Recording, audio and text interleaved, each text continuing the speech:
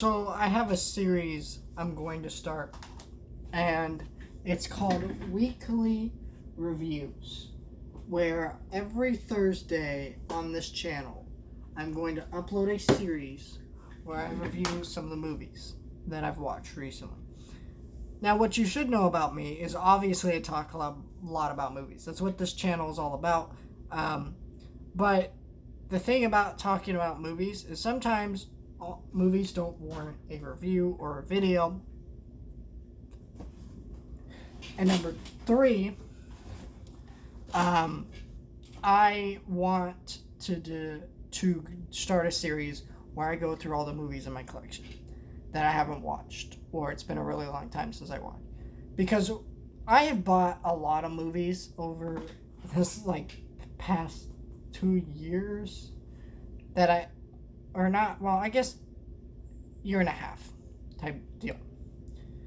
Because basically when COVID started, I was in a rush to buy movies because I did not have theaters to flock to, and streaming works for some people, but it does not work for me because I'm not a TV person like most people, and because I enjoy the pacing of a movie better, because I hate how TV shows stretch stuff out, and it takes a lot for me to get engaged in a TV show.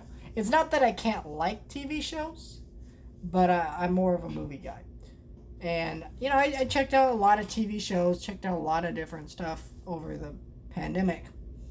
But there was just all these movies that I had sitting on the shelf, didn't watch, because I was buy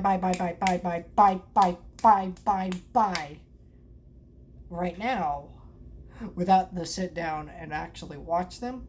And that's just because, I'll be honest, some of these movies are a little bit more mature. But I bought them because they're really cheap. But that doesn't necessarily bother me. It's just more of a thing of it makes it hard to sit down and watch it because I can't watch it while, I have people coming in and out of my room during the day and things like that when I watch them in my room and stuff. Other things like that. But yeah, so I want to make this series and go through all those movies. Some of them I won't do that with because some of them are holiday movies, but basically my goal from now on is to at least have 3 to 5 movies I watch out of my collection per week until I get through all the movies I need to go through. But I am going to talk about them in a weekly video. So I don't know how many exactly are going to be in each video because it could be more than 5, could be about 5. Now this week I did start reviewing the Spy Kids movies, so that's on my main channel. So that review is already up for that, so that counts as one of my movies for the week. And I reviewed a movie called Alex and Emma. That is also counted for my weekly reviews. But yeah, so these 3. So I have about 4 movies here to talk about.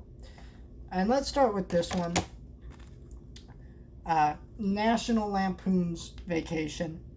I bought this because I got paid for dog sitting, and I thought there were a couple movies that I saw on Walmart's website really cheap, and I wanted to get them with this art book. I want to get all the vacation movies. Because let me tell you something, Chevy Chase is not a very popular guy right now. Not to say he isn't popular, but in terms of him being in the best light, he's not. I'm not going to go into detail, but he has some sexual allegations going on. And because of that, I think a lot of his movies are going out of print and might not be sold or heavily promoted, which I can kind of understand that.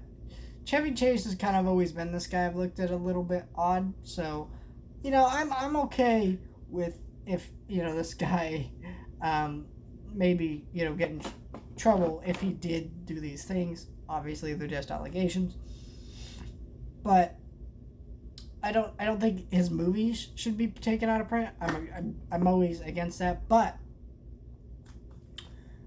so I bought this movie, and I like the vacation movies. The first one ever I saw was Christmas Vacation. I think that's the one most people see first, and it's usually also the one that most people only watch. But yeah, I enjoyed this movie. I'd never seen it before, but this is just, it's a pretty simple movie.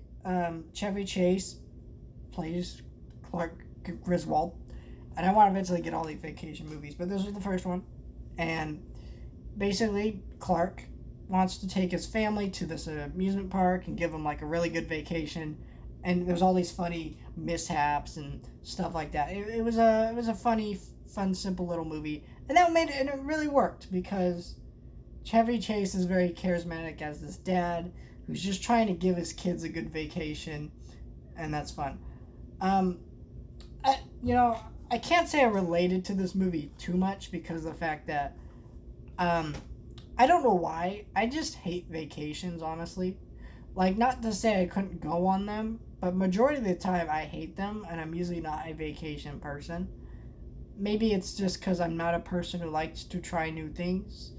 For the most part, when it comes to, like, going outdoors and doing different stuff. But I don't think I've ever had a vacation I liked, honestly. Maybe if I go on one I like, maybe my mind will be a little bit more made up on that. But, yeah. But I still enjoyed this movie. I thought it was a fun movie. And I like most of the vacation movies I've seen, so this was a fun one.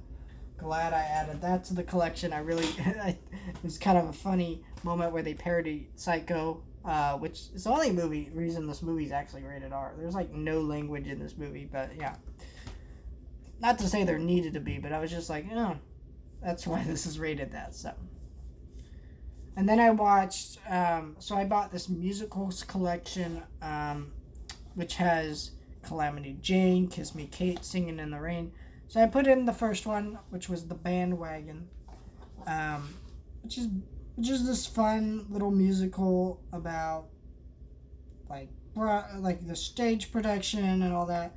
It was a really fun musical. The sets were very cool and elaborate, and it had some great dance choreography.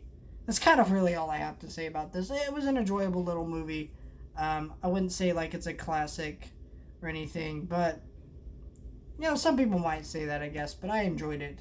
I had a fun time watching it, and yeah, I think it was a little fun musical, and again, very cool sets. I was actually really impressed by the sets in this movie, but yeah, I'm more excited to get to Singing in the Rain. So I've been watching my John Hughes collection. I already watched Ferris Bueller a while ago, so I'm not going to talk about that. And I won't be talking about Planes, Trains, and Automobiles, which is in this, it's in this set. Because that's more of a Christmas movie, so I'll probably end up watching that more during Christmas time. So I watched Pretty in Pink the other day, which I enjoyed. It was a fun movie. I wasn't crazy about it. I can see while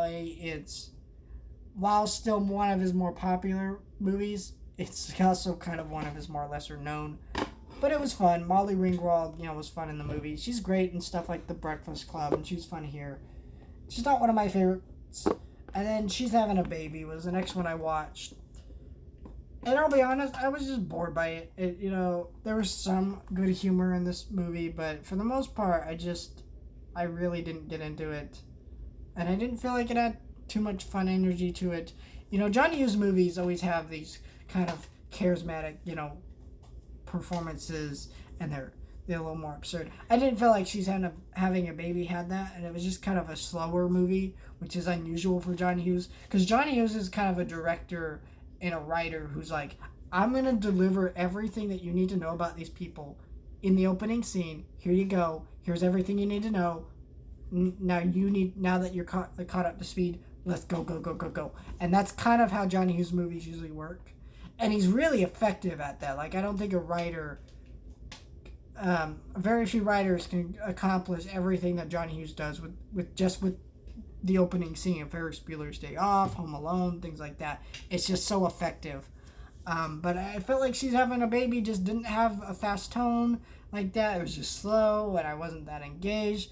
And it also wasn't something I could relate to because I'm not married. I don't have a baby. It's usually like John Hughes movies have to deal with people in high school, and this wasn't kind of that. It was like a little bit past that. So, and it just, I don't know. It didn't work for me, but it was okay.